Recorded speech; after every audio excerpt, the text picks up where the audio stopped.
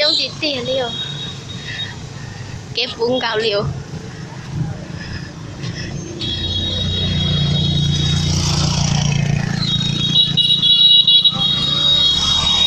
nạ tí tiêu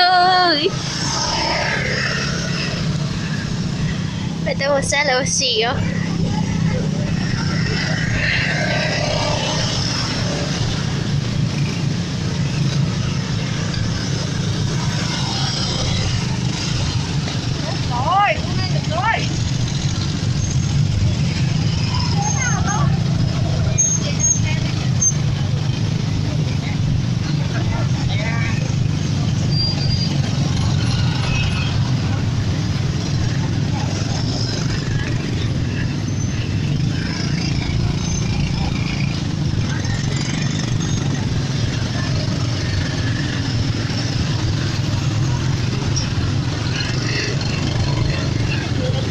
nạ đi tiêu á chả nhất đi đặt tiêu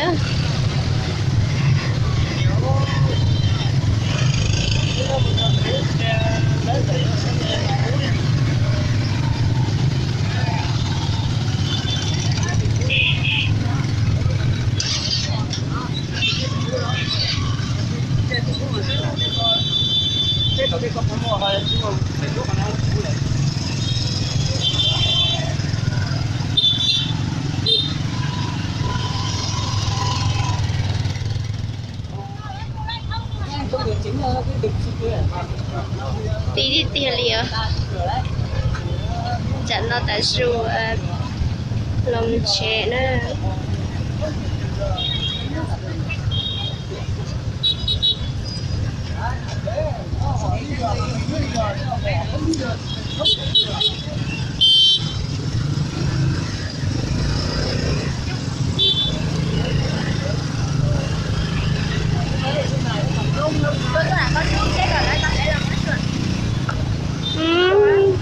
cho lẽ cho chờ của chị thắt trung nhỉ yên yên trên cây ta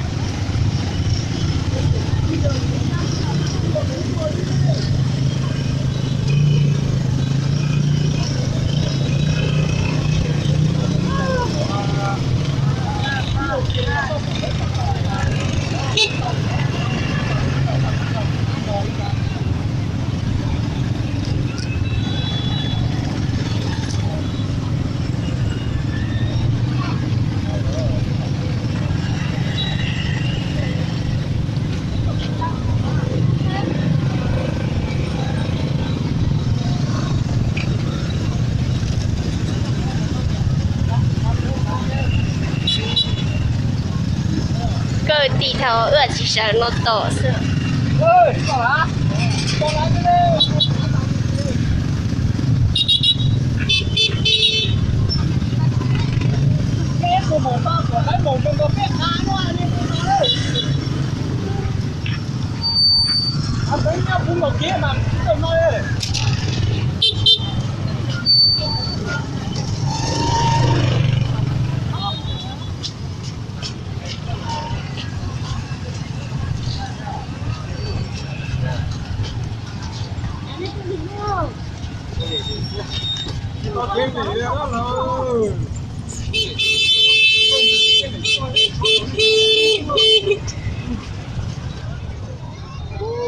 tao mà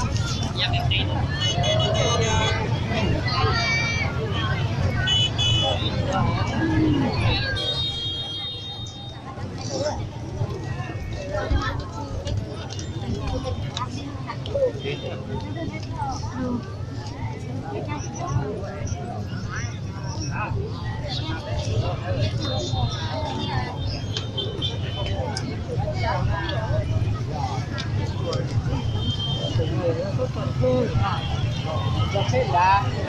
phải có cái bài luôn quá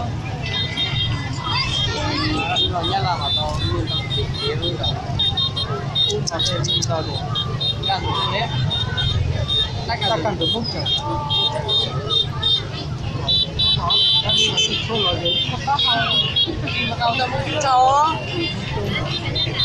tiêu不想到了，你好，你識做嘢㗎又？問題做咩？即係車你啦。có chỗ mù lon mù ho. Chào ý cái sao của bây giờ một lấy á.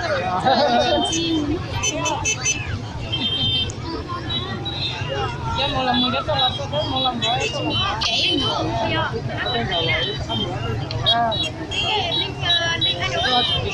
tục phun rồi mà.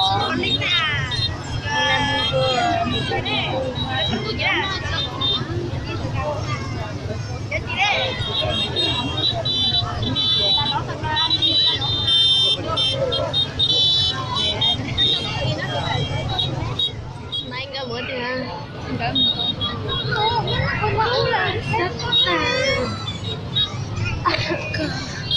孩子来摸来这样，他来这一期。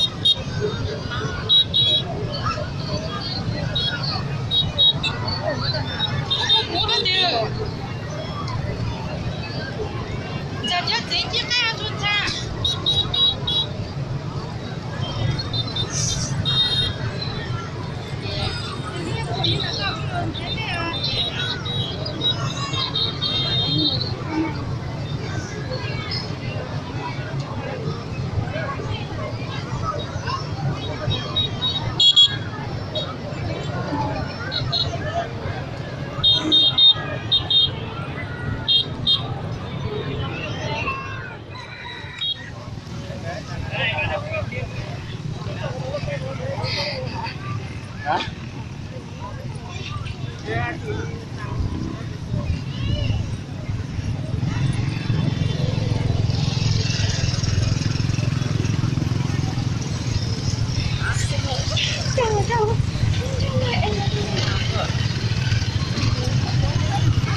Đẹp vậy đó. Quay tao sai rồi.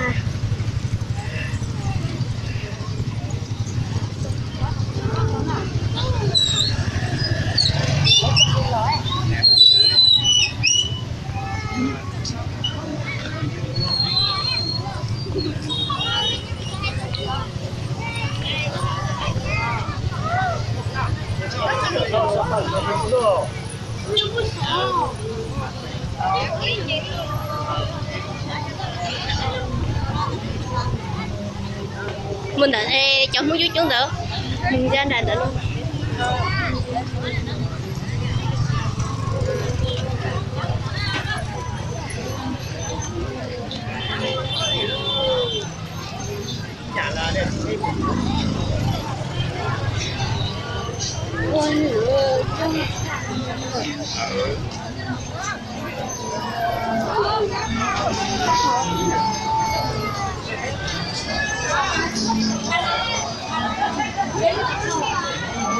Tuyệt rồi vậy, con cá.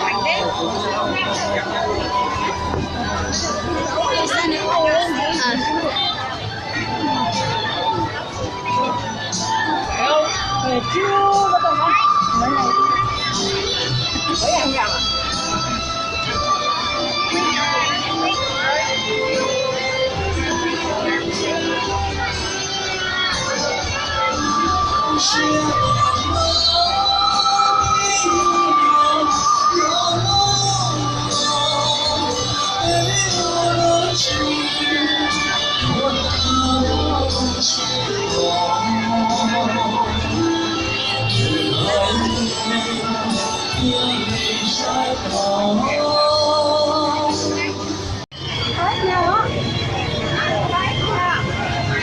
Cánh rừng cũng đi cho số đầu kéo rồi nó cái ngân đến nó cường ra được nó cũng chỉ đây là nó cái chuột đó nó đây đó là cái chuột của nó cũng có cái số này là con hầu chỉ cứ nhau đây Người chạy như thế này đâu à, là như thế đạp ta. Buddha là ở đây Buddha.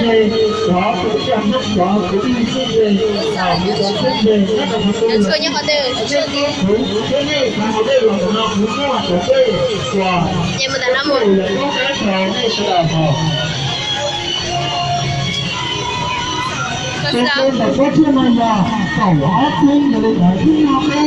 đây có tôi tập quý giá nó có sao này tôi đã có sao sao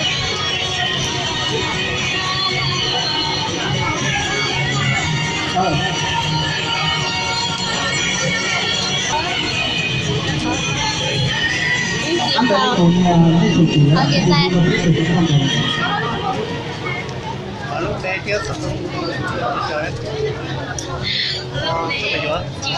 ứng chi vô ứng chi hao nó chơi tế cho người ta đi trong không có của món thiết sự đầu về lên tư con của nó thì đây tới mua cái đây cứ đây cái này sẽ là học học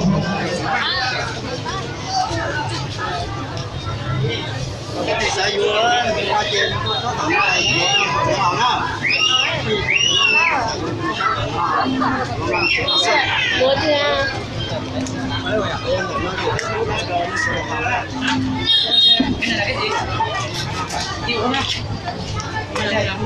nó chơi tế chủ không thành người cái này cũng phải sửa đầu lúc nào cái mua đây cái đây cái này sẽ là tầm người chơi